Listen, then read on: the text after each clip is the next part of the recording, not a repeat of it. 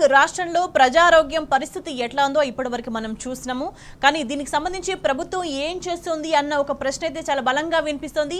ఇంతకాలం గడుస్తున్నా కూడా ప్రభుత్వం నిర్లక్ష్యమే చూపిస్తోంది అన్న సమాధానమే వస్తుంది. దీనికి సంబంధించి మనకి పూర్తి సమాచారం అందించడానికి మా ప్రతినిధులు వంశీ హైదరాబాద్ నుంచి అందుబాటులో ఉన్నారు, అదేవిధంగా రవికాంత్ వరంగల్ నుంచి అందుబాటులో ఉన్నారు. ముందుగా వంశీతో మాట్లాడదాం. వంశీ, మనం గత కొంతకాలంగా కొద్ది నెలలుగా మాట్లాడుకుంటున్నాం ఇదే సిచ్యువేషన్ కి సంబంధించి, కానీ ఇప్పటి వరకు ఏ మార్పు కూడా కనిపించని పరిస్థితి, ఇంకా రోజు రోజుకు మరింత దారుణంగా తయారైన పరిస్థితి కనిపిస్తుంది. అంటే స్టార్టింగ్ లో అంటే మరి ప్రభుత్వం అప్రమత్తంగా లేదు, కానీ సమస్యలు ప్రజల దృష్టికి తీసుకొచ్చిన తర్వాత కూడా ప్రజలు ఈ స్థాయిలో ఇబ్బంది పడుతున్నా కూడా, ప్రజలు ప్రాణాలు పోయే దుస్థితి వచ్చినా కూడా ప్రభుత్వం ఇంకా ఎందుకు స్పందించట్లేదు?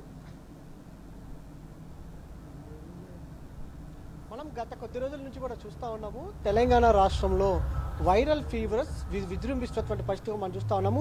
అనేక మంది ప్రాణాలు పోగొట్టుకుంటున్నటువంటి పరిస్థితి కూడా మనకు కనిపిస్తూ ఉంది. గత కొద్ది రోజుల నుంచి కూడా రాష్ట్రంలో డెంగ్యూ మరణాలు అనేది గణనీయంగా పెరుగుతున్నా కూడా రాష్ట్ర ప్రభుత్వం ఎక్కడ కూడా ఈ మరణాలు లేవని చెప్తున్నటువంటి పరిస్థితి కూడా మనకు కనపడతా ఉంది.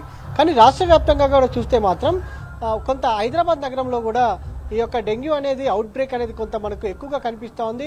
ఈరోజు మనం కొంతమంది డాక్టర్స్తో కూడా మాట్లాడినా కూడా మే ఎండింగ్ నెల, ఏదైతే మే నెలలోని ఎండింగ్లో ఈ యొక్క వైరల్ ఫీవర్స్ అనేవి స్టార్ట్ అయ్యి జూన్ 2వ వారంకి వచ్చేటప్పటికి కూడా ఈ ఫీవర్స్ అనేవి గణనీయంగా పెరిగిందని కూడా అటు ఏదైతే వైద్యులు చెప్తున్నటువంటి పరిస్థితిగా మనం చూస్తున్నాం. ప్రజెంట్ ఏదైతే జూన్ 2వ వారంలో మొదలైనటువంటి ఫీవర్స్ హై లెవెల్లో ఇంకా రాష్ట్రంలో కొనసాగుతూ ఉన్నాయి. ప్రధానంగా డెంగ్యూ కావచ్చు, మలేరియా, టైఫాయిడ్ తో పాటుగా ప్రజెంట్ చాలా రోజుల తర్వాత స్తబ్దగా ఉన్నటువంటి స్వైన్ ఫ్లూ కూడా ప్రజెంట్ తెలంగాణ రాష్ట్రంలో నమోదవుతున్నాయి. అంటే రాష్ట్రంలో వైరల్ ఫీవర్స్ ఏ విధంగా నమోదవుతున్నాయి అనేది కూడా మనం ప్రధానంగా అర్థం చేసుకోవచ్చు. దాదాపుగా తెలంగాణ రాష్ట్రంలో 7,000కు పైగా డెంగ్యూ కేసులు నమోదయ్యాయంటే వీటి తీవ్రత ఏ విధంగా ఉందని కూడా మనం అర్థం చేసుకోవచ్చు.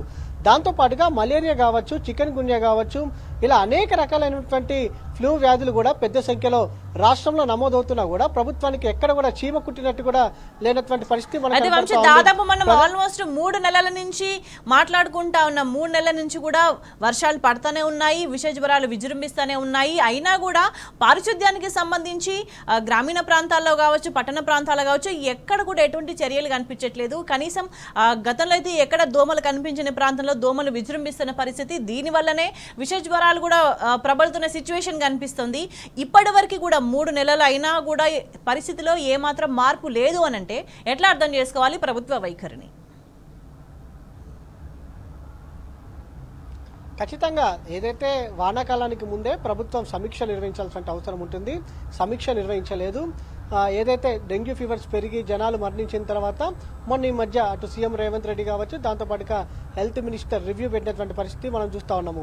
ప్రధానంగా వానాకాలానికి ముందు ఈ సమీక్ష కూడా ఎందుకు నిర్వహించాలంటే కలెక్టర్లతో కావచ్చు, దాంతోపాటుగా జిల్లా అధికారులతోటి, జిల్లా వైద్య అధికారులతోటి ప్రధానంగా పారిశుధ్య లోపం ఉండద్దు, పారిశుధ్య సమస్య ఉంటే వర్షాలు పడినప్పుడు కొంత డోమకాటు వ్యాధులు పెరిగే అవకాశం ఉంటుంది. ఏదైతే అపరిశుభ్రతంగా ఉండకుండా ఉండేందుకు కూడా అటు మున్సిపల్ శాఖకు కూడా ఏదైతే ఆదేశాలు ఇవ్వాల్సిన అవసరం ఉంటుంది. కానీ రాష్ట్ర ప్రభుత్వం ఇప్పటి వరకు కూడా ఎక్కడ కూడా ఈ దోమల నివారణకు సంబంధించి ఎలాంటి చర్యలు తీసుకున్నటువంటి దాఖలా లేవు. ప్రధానంగా మనం సాక్షాత్ హైదరాబాద్లోనే చూస్తూ ఉన్నాం.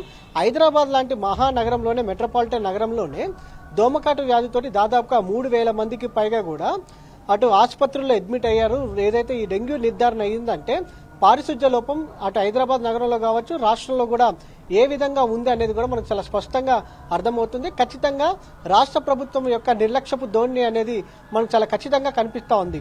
మనము రాష్ట్రంలోని అనేక ఆసుపత్రుల్లో, ప్రధానంగా హైదరాబాద్ లాంటి ఆసుపత్రుల్లో కూడా చూస్తే మాత్రం ఉదయం నుంచి కావచ్చు, సాయంత్రం వరకు కూడా వైరల్ ఫీవర్స్ తోటి పెద్ద సంఖ్యలో వస్తూ ఉన్నారు. అటు ఫీవర్ ఆసుపత్రికి సంబంధించి కావచ్చు, గాంధీ, ఉస్మానియా, నీలుఫర్ ఇలా ఆసుపత్రులకు పెద్ద ఎత్తున వస్తూ ఉన్నారు. దాంతో పాటుగా యూపీహెచ్సి సెంటర్స్ కి సంబంధించి కావచ్చు, అక్కడ కూడా పెద్ద ఎత్తున రోగుల తాకిడి అనేది మనకు చాలా పెద్ద సంఖ్యలో కనిపిస్తూ ఉంది.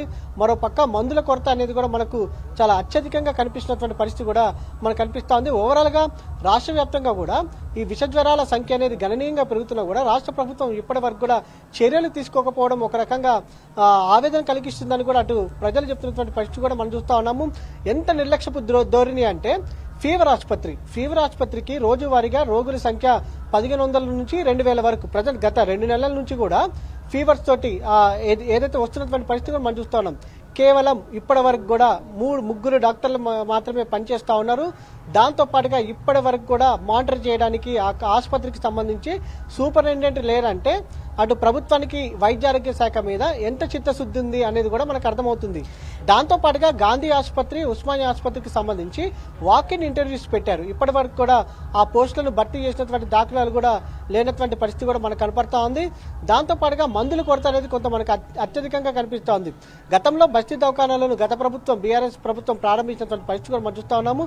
ప్రధానంగా బస్తీ దవాఖానకు వచ్చేటువంటి ప్రజలకు వైద్య ఆరోగ్య శాఖ ఏదైతే వైద్య ఆరోగ్య సేవలు అక్కడే అందించాలనే ఉద్దేశంతో పెద్ద ఎత్తున జిహెచ్ఎంసీ పరిధిలో ప్రారంభించారు బస్తీల్లోనే వారికి వైద్యం అందించడానికి. కానీ ప్రజెంట్ బస్తీ దవాఖానాలు నిర్వీర్యం అవుతున్నటువంటి పరిస్థితి మనకు కనపడతా ఉంది.